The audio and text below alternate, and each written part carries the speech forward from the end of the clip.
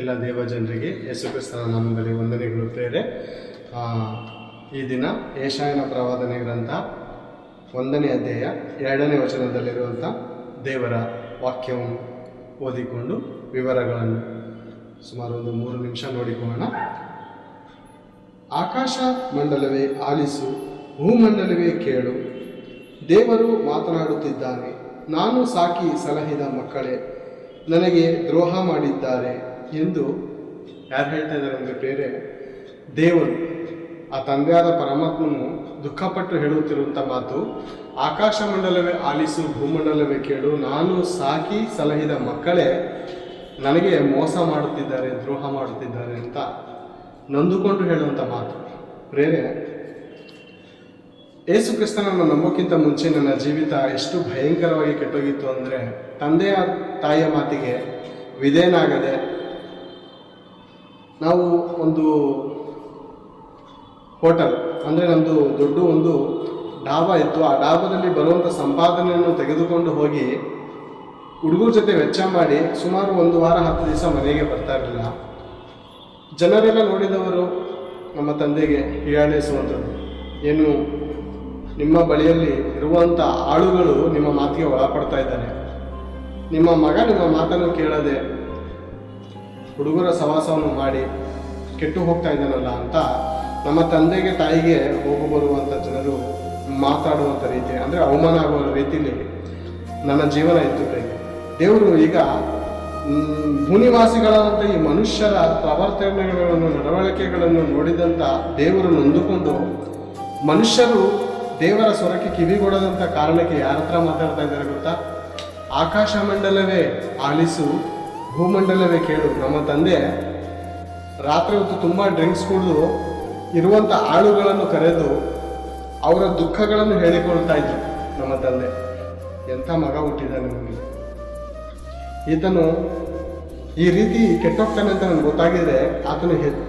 ಆತನ ತಾಯಿ ಹೆತ್ತಿದಾಗಲೇ ಆತನ ಕತ್ತನ್ನು ಇಸ್ಕಿ ನಾನು ಕೊಂದು ಬಿಡ್ತಾ ಇದ್ದೆ, ಅಷ್ಟು ನನಗೆ ನೋವು ಕೊಡ್ತಾ ಇದ್ದಾನೆ ಅಂತ ಕೆಲಸದ ಆಳುಗಳ ಜೊತೆ ಕುಡಿದು ಮಾತಾಡ್ತಾ ಇದ್ರು ನಮ್ಮ ತಂದೆ. ಈಗ ಅದೇ ರೀತಿ ದೇವರು ಯಾರ ಹತ್ರ ಮಾತಾಡ್ತಾ ಇದ್ದಾರೆ ಗೊತ್ತಾ? ಆಕಾಶದೊಟ್ಟಿಗೆ ಮಾತನಾಡಿ, ಭೂಮೊಟ್ಟಿಗೆ ಮಾತನಾಡಿ ತನ್ನನ್ನು ತಾನು ಸಮಾಧಾನ ಪಡಿಸ್ಕೊಳ್ತಾ ಇದ್ದಾರೆ. ಯಾಕಂದರೆ ಭೂನಿವಾಸಿಗಳೆಲ್ಲ ತಂದೆಯಾದ ಪರಮಾತ್ಮನ ಸರ್ವೇಶ್ವರನ ಮಕ್ಕಳಾಗಿದ್ದಾಗ ಯಾರು ಮನುಷ್ಯರು ದೇವರ ಮಾತಿಗೆ ಕಿವಿ ಕೊಡ್ತಾರೆ ಅಂತ,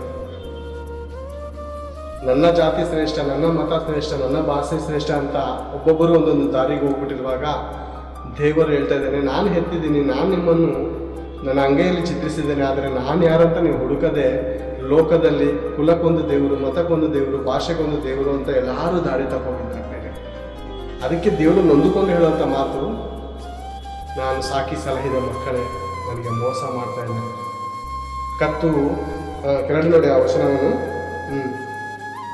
ಎತ್ತು ಯಜಮಾನನನ್ನು ಕತ್ತೆ ಒಡೆಯನ ಕೊಟ್ಟಿಗೆಯ ಗೋದಲಿಯನ್ನು ತಿಳಿದಿರುವವು. ಕತ್ತೆಗೆ ಒಡೆಯನ, ಎತ್ತಿಗೆ ಯಜಮಾನನು ಯಾರಂತ ಗೊತ್ತಂತೆ? ಎತ್ತಿಗೆ, ಮೂಪ್ರಾಣಿಗೆ ಗೊತ್ತಂತೆ. ಬೇರೆ ಕತ್ತೆಗೆ ಒಡೆಯನ ಕೊಟ್ಟಿಗೆ ಗೋದಲಿ ಗೊತ್ತಂತೆ. ಕತ್ತೆಗೆ, ಮನುಷ್ಯರಿಗೆ ದೇವರು ಯಾರಂತ ಗೊತ್ತಾಗ್ತಾ ಇಲ್ಲ ಅಂತ. ಬೇರೆ ಎಷ್ಟು ನೋವುಕರವಾದಂಥ ಸಂಗತಿ ಅಲ್ವಾ ಇದು? ಎತ್ತಿಗೆ ಯಜಮಾನ ಯಾರಂತ ಗೊತ್ತು, ಕತ್ತೆಗೆ ತನ್ನ ಕೊಠಡಿಯ ಗೋದಲಿ ಗೊತ್ತು, ಮನುಷ್ಯರಿಗೆ ದೇವರು ಯಾರಂತ ಗೊತ್ತಿಲ್ಲ. ನಾವು ಅನ್ಕೋಬಹುದು ಏನಂತ,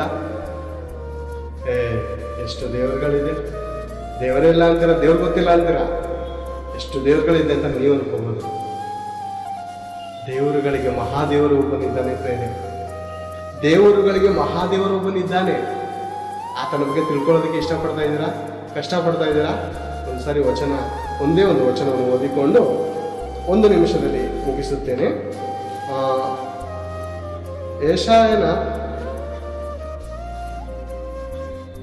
ಯೆಶಾಯನ ಪ್ರವಾದನೆ ಗ್ರಂಥ ನೋಡಿದ್ದೇವೆ. ಕೀರ್ತನೆ ಗ್ರಂಥ 95ನೇ ಅಧ್ಯಾಯ, ಕೀರ್ತನೆಗಳು 95ನೇ ಅಧ್ಯಾಯ 3ನೇ ವಚನ ನೋಡಿಕೊಳ್ಳೋಣ. ಯೆಹೋವನು ಮಹಾದೇವರು, ಎಲ್ಲ ದೇವರುಗಳಲ್ಲಿ ಮಹಾರಾಜವಾಗಿದ್ದಾನೆ. ಎಂದರೆ ನನಗೆ 2 ಮಕ್ಕಳಿದ್ದಾರೆ, ಒಬ್ಬನೇ ತಂದೆ. ಕೆಲವರಿಗೆ 20 ಜನ ಇರ್ತಾರೆ, ಕೆಲವರಿಗೆ 20 ಜನ ಇರ್ತಾರೆ, ಅವ್ರಿಗೊಬ್ಬರೇ ತಂದೆ ಇರ್ತಾರೆ ಅಲ್ವಾ? ಒಬ್ಬ ತಂದೆ ಇರ್ತಾನೆ, ಇಬ್ರು ತಂದೆ ಇದ್ದಾರೆ ಅಂದ್ರೆ ಅದು ಅಪಾರ್ಥ ಆಗತ್ತೆ ಪ್ರೇರೆ. ನಮ್ಮ ತಾಯಿಗೆ ಯಾರಾದ್ರೂ ಮಂದಿ ನಿಮ್ಗೆ ಎಷ್ಟು ಜನ ಎಷ್ಟು ಜನ ಗಂಡಿದ್ರು ಅಂದ್ರೆ ಅವಮಾನ ಆಗಲ್ಲ? ಆ ಮಕ್ಳಿಗೇನೆ ಎಷ್ಟು ಜನಪ್ಪ ನಿಂಗಪ್ಪ ಅಂತ ಅಂದ್ರೆ ಅವಮಾನ ಆಗಲ್ಲ ಬೇರೆ. ಅದೇ ರೀತಿ ಮನುಷ್ಯರಿಗೆ ಸೂರ್ಯನ ಒಬ್ಬನೇ ಬೆಳಕು ಕೊಡ್ತಾ ಇದ್ದಾನೆ, ಚಂದ್ರನ ಒಬ್ಬನೇ ಬೆಳಕು ಕೊಡ್ತಾ ಇದ್ದಾನೆ, ಭೂಮಿ ಒಂದೇ, ಆಕಾಶ ಒಂದೇ. ಅದೇ ರೀತಿ ದೇವರು, ನಮ್ಮನ್ನು ಹೆತ್ತಂತ ದೇವರು ಒಬ್ಬನೇ ಆಗಿದ್ದಾನೆ. ಆತನೇ ತಂದೆಯಾದ ಸರ್ವೇಶ್ವರನು, ತಂದೆಯಾದ ಪರಮಾತ್ಮನಾಗಿದ್ದಾನೆ ಬೇರೆ. ಎಲ್ಲರೂ ಆತನ ಬಳಿಗೆ ಬರೋಣ. ಆತನ ಹೃದಯಕ್ಕೆ ಆಗಿರೋದು ಗಾಯಕ್ಕೆ ನಾವು ಔಷಧಿ ಹಚ್ಚೋಣ.